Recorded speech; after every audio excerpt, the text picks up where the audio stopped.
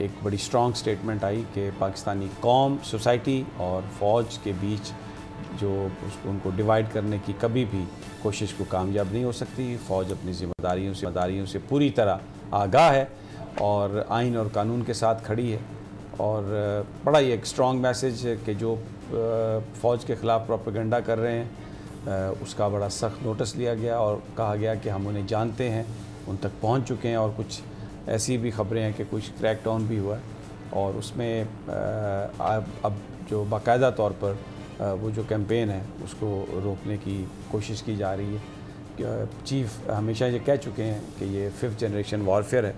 تو اس میں ایک کیونکہ فوج کی جو اصل طاقت ہے وہ پاکستان کے عوام ہے، اور اگر عوام اور فوج کے بیچ میں کوئی دوری آ جائے، کوئی خلا پیدا ہو جائے، تو اس کا نقصان پھر ملک کو ہوتا ہے، اس کا نقصان عوام کو بھی ہوتا ہے، اس کا نقصان اداروں کو بھی ہوتا ہے۔